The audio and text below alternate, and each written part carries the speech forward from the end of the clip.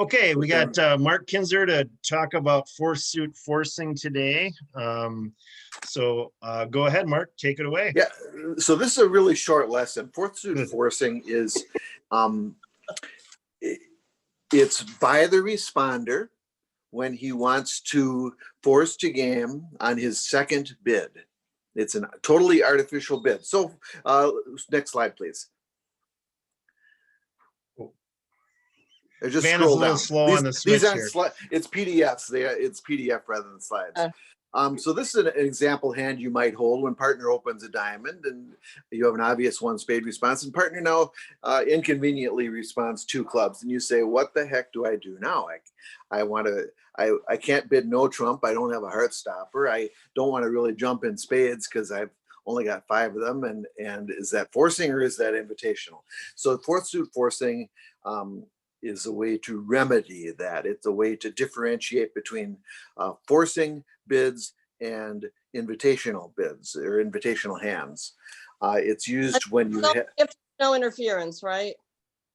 It's off over interference, because then you always have a Q bid or a redouble or something. All right. But it's to deal with this sort of very common hand type where you have a good hand, but not necessarily a good bid to show it. Next slide, please. I'm getting better at this. Yeah, this is just a PDF, so you scroll. Yeah. So with this hand, you bid, the answer is to handle this sort of hand, you bid the fourth suit.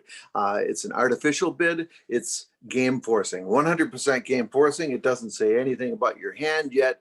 On the next bid, you'll typically clarify the sort of hand. You might have support for partners. You might have a forcing raise of diamonds in addition to your spades. You might have a forcing raise of clubs and a good hand, or you might just have a hand like this where you have 5 spades and or 6 or 7 spades even, but you just want to force to game, and then you'll show your hand type next. So the next question is, how does partner respond to this? I think that's shown on the next slide. So opener now, who's responding to the fourth suit forcing bid, has kind of 4 priorities that he thinks about. His first priority is to show 3-card support for responder's suit. So you remember the hand he had that, well, it's actually shown right there. His top priority is often going to be to find 3-card support for his suit. Next up, you'd bid a stopper in for, if you have a stopper in hearts, maybe that's what he's looking for. Third one is you would rebid your clubs if you're 5-5 in the minors, for example, or you rebid your shape basically. If you have 1-4-4-4 shape, for example, you could raise the fourth suit even by bidding 3 hearts. And then you can rebid your first suit. If you have, say, 6 diamonds and 4 clubs, you could rebid 3 diamonds, or 5 diamonds and 4 clubs. And no, if you're 2-2-5-4, for example, you might just have to bid 3 diamonds with no heart stop, no third spade. You know, it's not perfect, but it handles. It really simplifies the auctions. You'd be denying a heart stopper if you would do clubs or diamonds there. Right? Not necessarily. Yeah, probably. But I mean, if you're a good hand with 5-5 in the minors, that might be your top priority. Right. Okay. Mm-hmm. Mark, what if the auction started off 1 club, and so the fourth suit would be 1 spade? Do you have to jump there to show fourth suit forcing? That's so the auction you're talking about is 1 club, 1 diamond, 1 heart, and 1 spade. Some people are uncomfortable with having ambiguity there, and they want to say, okay, you bid 2 spades, and that's the artificial fourth suit thing. My personal preference is just bid a spade. It might be natural, it might be artificial, but it's you'll define it. You'll bid more next time. That next turn. I mean, it's forcing for now. Okay. All right. It's forcing because it's a change suit. Yeah. Right? It's a change of suit, but it's not game forcing, but it's still you're going to get another bid, right? Right. Yeah. I mean, if you next bid, I'm comfortable with that ambiguity. I personally, if you have 4 diamonds and 4 spades and less than an opening hand, I would just respond to spade in the first place. But if they But say if 2 you have spades, you don't want to opening get stuck in that, right? What if should they say 2 spades? If partner raises to 2 spades, well, now he's got clubs and hearts and spades. So you have a pretty good idea of what his hand is, and you can just bid no trump next, or Hopefully you don't get stuck in 2 spades. Okay. no, well, you're not going to pass if you intended it as an artificial game force. Opener has now shown more about his hand, and you can maybe better place the contract. Maybe you're just going to bid 3 no trump next. Okay. And so is this alertable? I mean, Yes, 4th suit forcing is artificial enforcing, and you just say alert, and when they ask what it is, you just say artificial enforcing the game. Alert. Okay. Says nothing about that suit he just bid. Yeah, go ahead and scroll to the final slide, Mark. All right. The counterpoint to bidding 4th suit is it frees up jumps. So let's say you have the auction, a club, a heart, a spade. What if you want to jump to 3 clubs or 3 hearts or 3 spades? Jump in one of these suits. Those are all invitational bids. It allows you to kind of have it all ways. You can show weak hands, intermediate hands, and game forcing hands, depending on how you follow up. So the 4th bid, or the second bid by responder, the 4th bid is where he often clarifies exactly what kind of hand he has.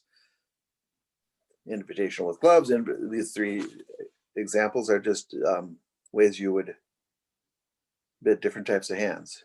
Similarly, jumping to 2 no trump, use that as invitational. So second round jumps by responder are basically 100% invitational all the time.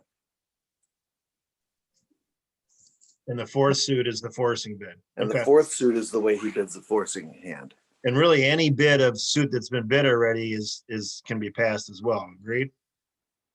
Yeah, sure. If you raise two spades, for example, that's 8 to 10 or something. If you raise to 2, you retreat to 2 clubs. That's similarly 6 to 10. You rebid your hearts. That's 6 to 10 with 6 hearts or so. Yeah, a lot of teachers like to kind of teach in buckets, and you see how the different buckets were kind of laid out there. Everybody, the minimum, the medium, and the game force. Yeah. When you to bid 2 no trump in this place, do you have to have a diamond stopper there? Oh, absolutely. Yeah. Okay. Yeah. So some people so now what if you have an invitational hand without a diamond stopper, right? That's the next logical question. And some people therefore have said, well, let's put 2 diamonds in there. It's just invitational or better. I prefer just game forcing. Let's keep it simple. Sometimes you have a tough hand and hope you never have that one. You just make something up. You can maybe bid only 1 no trump instead of 2 no trump. Or maybe the opponents will believe you. You bid 2 no trump and they'll believe you and not leave diamonds. Sometimes you have to improvise a little bit. So I tend to always think of these hands as being in one of 3 buckets, as we talked about: minimum, medium, maximum. Same thing as an opener. As an opener, you have a minimum, say 12 to 14, medium 15 to 17, maximum 18 to 20. And if you kind of always think about how you categorize it, there's a category of bids then that will help you define that range. All right. Any questions? Yeah, we're basically out of time, I think. Yeah. But I'm happy to that handle was great. questions. Thank you so much, Mark. And that's exactly what we were talking about before the lesson. So Funny. That's funny. So you would write this on your convention card as the number 4 and then S and F. okay. Number 4. It's a very, very, very commonly played. Basically, 100% of experts play this. So, Mark, are you a convert yet? Mark Nays? Yes. No.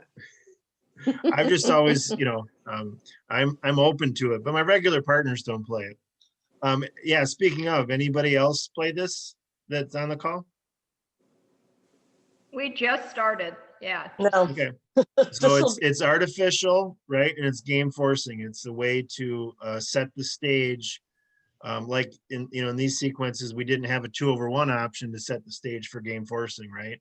So this is another way to do that. So Yeah, and since we play standard American down here, we mhm. don't, this is really helpful, but we do that 2-spade jump just to show, okay, we got to get to game and the points. At least that's how people are playing it here. They don't do the 1 club, 1 diamond, 1 heart, 1 spade. It would be 2 spades down here, but I guess that's just partnership agreement.